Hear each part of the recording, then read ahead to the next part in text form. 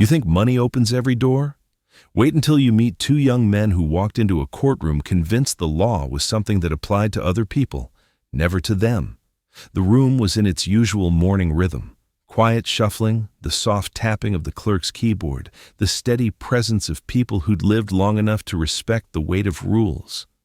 Then the doors opened and everything paused. Even the judge's gavel seemed to hold its breath. The twins entered not with confidence, but with a kind of calculated indifference. Two parallel lines pretending not to race each other, though every step betrayed their rivalry. Their clothes weren't the polished elegance of old wealth. They looked more like sons of privilege attempting to mimic the effortless cool of tech founders. One brother stayed glued to his phone, scrolling as if the courtroom were nothing more than background noise. The other scanned the benches slowly, not to acknowledge faces, but to evaluate them. The older folks in the room reacted first, those who'd spent a lifetime reading character before words. A few exchanged glances sharp enough to cut through the quiet. The clerk straightened in her seat. The bailiff shifted his weight, eyes narrowing just slightly. Everyone felt it. These two weren't here to resolve a parking matter. They were here to perform untouchability. Their case began as something almost laughably small. 3 parking violations in a single day, written to 2 different drivers of the same car. The twins insisted it was clearly a system error, delivered with the kind of smile that assumes agreement before it's earned. Judge Caprio flipped through the paperwork, then looked up with a mild curiosity that didn't fool anyone. "So," he said, "which of you was driving? Or were you both behind the wheel at once?" Their smiles widened, an unspoken belief that charm could bend procedure. The older twin crossed his arms, the younger tapped his foot, both performing confidence for each other more than the judge. Caprio leaned back, studying them as one might study a puzzle missing half its pieces. For a moment it seemed he might dismiss their arrogance as youthful bravado. But then, something in their exchange, too rehearsed, too smug, made his expression tighten almost imperceptibly. The first real crack appeared when one brother, without lifting his eyes from his phone, muttered, "Our father's already handling this. We just needed to show up." The courtroom reacted like a single creature. A low breath, a shift in posture. A couple in the back shook their heads. The arrogance wasn't subtle anymore. It was a declaration. Caprio set the file down with deliberate calm. "In my courtroom," he said softly, "nothing is a formality." That line landed heavier than a raised voice. The phone-holding brother hesitated mid-scroll, his thumb freezing for the first time since he entered. The other adjusted his watch, a nervous gesture he tried to disguise. And in that stillness, thick enough to taste, you could feel it. This wasn't going to be a simple hearing. This was about to become a story of power, upbringing, and the fragile line between privilege and responsibility. They carried their last name like a badge, sons of a developer whose properties dotted Providence the way old families leave signatures across a map. Their father wasn't a politician, but his influence traveled the same corridors: fundraising dinners, renovation projects, grants with his logo on the plaques. People in town said the family didn't cut lines, the lines simply bent around them. Yet even with that background, the contrast between the brothers was unmistakable. The one with the restless hands had always moved through life like every moment was a challenge to win. His twin, quieter but no less imposing, approached the world as something to be calculated. If the first brother charged, the second maneuvered. And together they created the illusion of invincibility.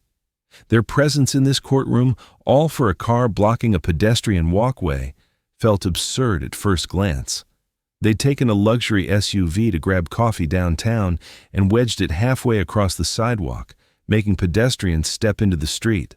When officers ticketed them, the brothers complained loudly enough that one bystander began recording. By the time the third citation was issued, they were lecturing the officer about priorities, insisting the city had real problems to solve.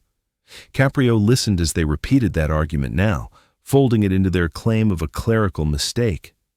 "We didn't have time to circle the block," the impulsive brother added, as though that excused forcing an elderly couple into the road. A long, rough exhale passed through the back row, someone old enough to remember when courtesy wasn't optional. The judge tilted his head. "So, the inconvenience was yours. The danger, however, belonged to everyone else?" For a heartbeat, neither twin answered. Then, the restrained brother attempted a polished explanation, only to be interrupted by his sibling, insisting he wasn't the one driving anyway. Within seconds, they slipped into an argument. Low voices, sharp edges, two versions of events clashing mid-sentence. Their quarrel revealed something raw. They weren't protecting each other. They were protecting the image of being right. Caprio let them speak until their words tangled, then raised a hand. "You're not here to compete," he said quietly. "Yet you act like the world is keeping score." The remark struck harder than volume ever could. Conversation in the benches died instantly. Even the clerk paused, fingers hovering above the keys. Then came the slip. Subtle but explosive. "We've been through things like this before," the calmer brother murmured.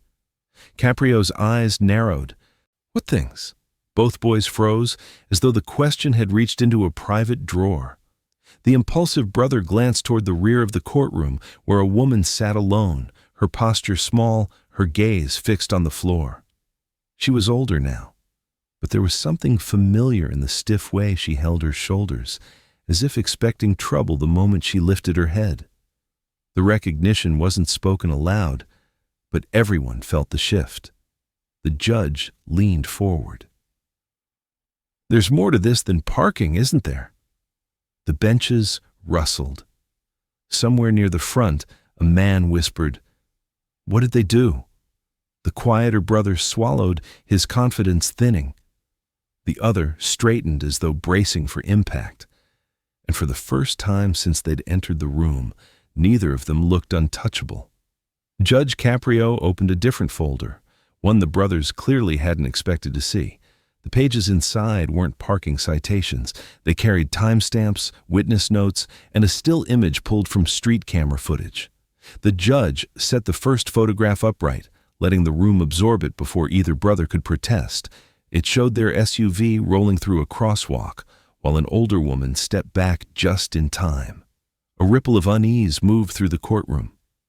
Whatever patience the observers had left evaporated in that instant. Caprio spoke with deliberate precision. "This occurred 2 weeks ago. Same vehicle, same license number, same two individuals inside."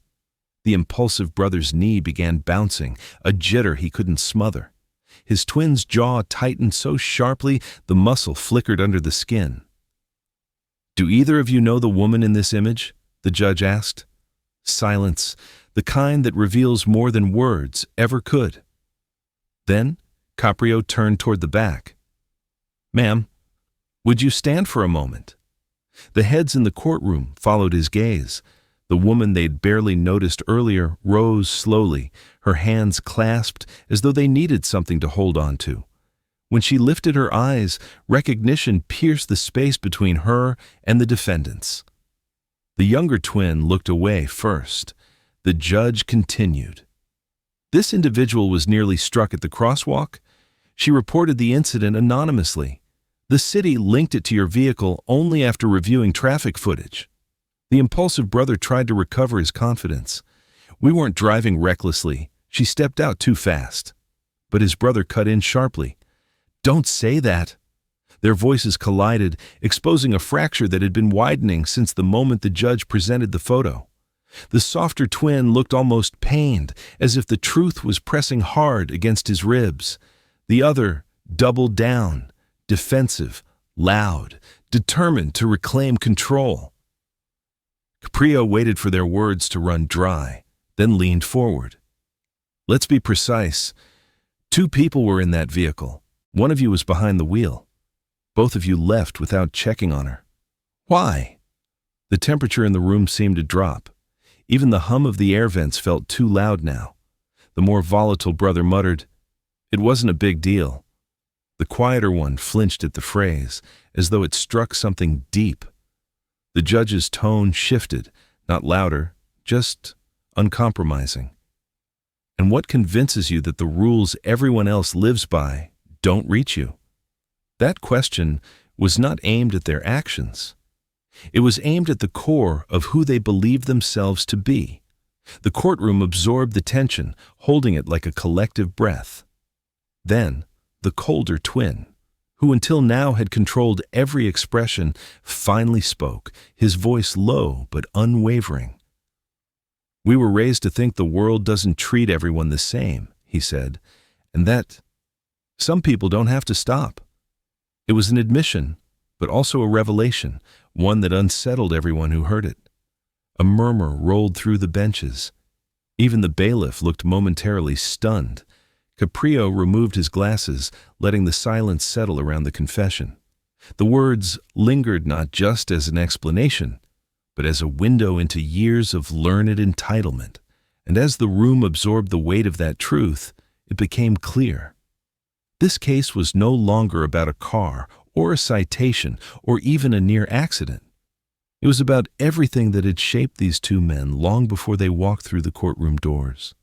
Judge Caprio shifted his attention back to the woman standing at the rear of the courtroom. "Ma'am," he said gently, "would you please state your name for the record?" The moment her name left her lips, both brothers stiffened. It hit them like a door suddenly flung open to a room they thought they'd left behind. She wasn't a stranger. She had once stood in front of their middle school classroom, patient and hopeful, the kind of teacher who believed structure could save even the most difficult students. The courtroom reacted instantly, soft murmurs, startled glances, a sense that an old chapter had just been reopened without warning. The brothers did not lift their eyes to her. Caprio's voice carried a steadiness that contrasted sharply with the tension rising around them. "You recognize her," he said, not a question but a quiet statement of fact. The impulsive twin swallowed hard, masking it with a forced shrug. The calmer one seemed to fold inward, the veneer he'd maintained beginning to crack. The judge continued. "She was the pedestrian in the incident. She chose not to pursue charges. But she came here today, and I'd like to understand why." The woman drew a slow breath, her voice measured but not without tremor. "I didn't come to accuse them," she said. "I came because I knew they'd deny what happened. They always denied it. Back then and now." A shift rippled through the room, something between sorrow and outrage. She went on, choosing her words with care. "They weren't dangerous boys, just convinced consequences were for other people. When I tried to set limits, it became a pattern. Testing rules, pushing boundaries, knowing their father would intervene when things went too far. Her account wasn't dramatic. It didn't need to be. The honesty in it was enough to hollow out the room." The impulsive brother bristled. "You're exaggerating. We never hurt you." Her reply was soft but unshakable. "Disrespect can leave bruises you don't see." The quieter twin placed a hand on his brother's arm, a silent plea to stop talking. That gesture, small as it was, revealed something rarely glimpsed between them. Fear. Not of punishment, but of exposure. Caprio studied them both. "Did you know she was the person in the crosswalk?" The calmer brother hesitated, then nodded, a slow, reluctant admission. The reaction from the benches was immediate, a gasp, then a raw, heavy silence. The judge's expression changed, still controlled, but carrying the weight of someone who had just seen the missing piece snap into place. "For decades," he said, "I've watched how early habits become adult disasters. And this isn't about a bad morning or a careless turn. This is about a story you've been writing since childhood." The brothers stood motionless, the truth surrounding them like walls closing in. The impulsive one tried to speak, but his voice cracked. His brother lowered his gaze, unable or unwilling to shield either of them from what the room now understood. Then, for the first time in the hearing, Judge Caprio's voice carried an unmistakable edge. Not anger, but the authority of a man who refuses to let the past excuse the present. "You're not boys anymore," he said, "and whatever you learned growing up today, you answer for the harm you cause, whether it's a scraped bumper or a frightened woman stepping off a curb." The calmer brother exhaled shakily and whispered, almost to himself, "I never wanted to hurt her. I just didn't want to look weak." That single confession, raw, conflicted, painfully human, settled over the courtroom like dust after a collapse. And everyone understood. The story had reached a depth far beyond parking tickets. Judge Caprio let the brother's whispered confession linger in the room before turning back to the woman who had once tried to guide these boys into adulthood. "Ma'am," he said softly, "why did you choose to come today? You had no obligation." She steadied herself, folding her hands as if anchoring the courage to speak. "I didn't come for revenge," she said. "I came to see whether they'd ever outgrow the boys who believed responsibility was optional." The raw simplicity of her answer struck the courtroom harder than any accusation could have. It wasn't anger in her voice. It was hope tempered by years of disappointment. The impulsive brother snapped at the air, unable to defend himself without lashing out. "You never believed in us," he said, too loudly, too quickly. "You always treated us like troublemakers." She didn't flinch. "I treated you like children who needed guidance. You rejected it." Before he could fire back, Caprio held up a hand, a gesture firm enough to halt him mid-breath. "No one here is judging who you were at 13, the judge said. "We're examining who you've chosen to be at 25. The older attendees nodded almost imperceptibly. They'd lived long enough to know the difference. The quieter twin, who had kept his emotions buried beneath practiced composure, finally met the teacher's eyes. Something gave way inside him. Not theatrically, but in the quiet, unmistakable collapse of a person no longer able to outrun the truth. His voice, when it came, was steady, but stripped of all pretense. "I was the one driving that day," he said. "I saw you, I recognized you, and I kept going." The impulsive brother jerked toward him as though struck. "You what?" But the confession couldn't be recalled. It was out, and it filled the room with an almost physical weight. The judge allowed the silence to expand before speaking. "You left her standing in the street," Caprio said, "and you walked in here ready to deny it. That tells me this hearing isn't about a moment on a crosswalk. It's about a lifetime of believing other people's safety is secondary to your convenience." There was no harshness in his tone, only conviction, anchored in decades of watching lives drift off course when accountability arrived too late. He continued, "You've both enjoyed privileges that many never will. That doesn't make you villains, but it does mean your mistakes have further reach, your actions echo farther. And when someone like your former teacher is the one harmed, the echo becomes deafening." The brothers stood differently now, one shaken, the other hollowed out by betrayal, not from the judge, but from the sibling who had decided honesty was worth more than their unspoken pact. Caprio rose slightly in his seat, enough to signify the transition from inquiry to judgment. "I'm not fining you for parking violations," he said. "Those are the least of your concerns. I'm holding you accountable for the character you've displayed, leaving the scene of a near accident, denying responsibility, and allowing someone who once cared for you to be frightened and dismissed." He paused, letting the severity settle before shifting to something more measured. "You will pay the assessed fines, but that is not your sentence." Both brothers looked up. "You will perform community service at a senior center, not as punishment, but as perspective. You will attend counseling through the city's restorative program, and you will report back to this court in 90 days. A low murmur of approval swept through the room, older citizens recognizing fairness when they heard it. Caprio's voice softened, but did not weaken. This is not retribution. This is an opportunity, one you may not receive again. Even the clerk stopped typing. The impulsive brother, usually so quick to fill silence, said nothing. His twin closed his eyes briefly, as if taking inventory of the cost. The teacher gave a small nod, not victorious, but relieved. Someone had finally drawn a line the brothers couldn't maneuver around, and the courtroom exhaled as one, sensing the turning of a page. When the gavel finally fell, the room seemed to hold its breath. The brothers stepped away from the defense table, both moving slower than when they'd entered, as if the air itself had become heavier.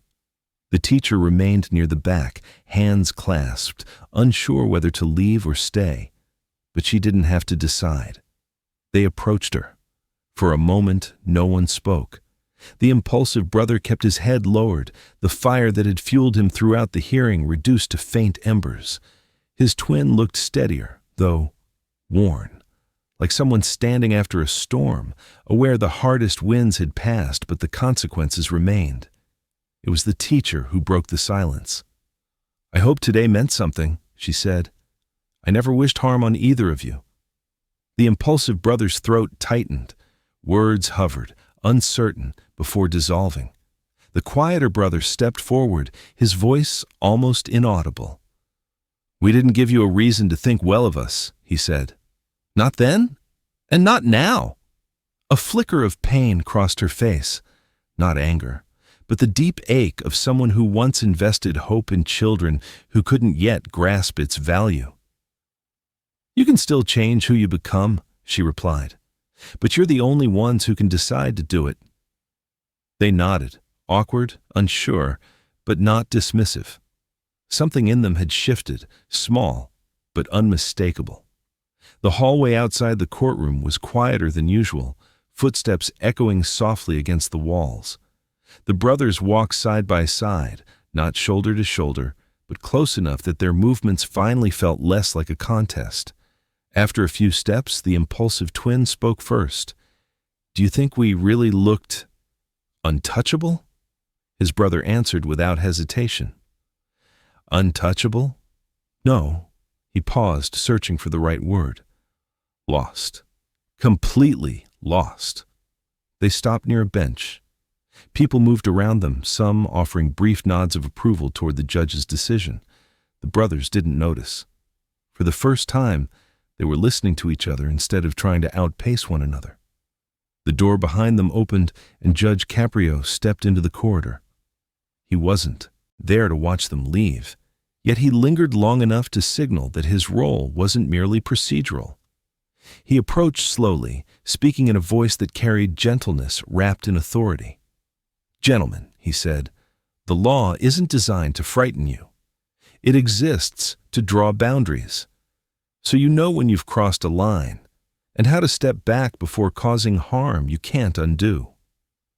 The brothers stood still, absorbing every word. Caprio went on. "If you learn to set your own limits, you'll outgrow this courtroom. But if you refuse, you'll return again and again, for reasons far heavier than parking or a moment on a crosswalk." He didn't wait for their response. His message was delivered, and like all things rooted in truth, it needed room to settle. As he walked away, a few older couples exchanged quiet remarks, relief, approval, even hope. They'd seen enough of life to know that accountability, offered at the right moment, could redirect a future. Outside, sunlight washed the courthouse steps. The brothers descended slowly, as though each step carried a question they'd never asked themselves before. Halfway down, the calmer brother said, "Maybe it's time we stop acting like the world owes us something." His twin didn't answer, but the silence that followed was unlike any he'd offered before, not defensive, not dismissive. It was the silence of someone considering change. They reached the sidewalk, the same kind of place where their careless choices had nearly harmed someone. The air was cool, the city waking around them, For the first time all morning, they looked unsure of where to go, but certain they couldn't go back to who they were. And the narrator's voice settled over the moment like a final breath. Untouchability isn't a privilege, it's an illusion. And sometimes it takes a single morning in court to see yourself clearly for the first time.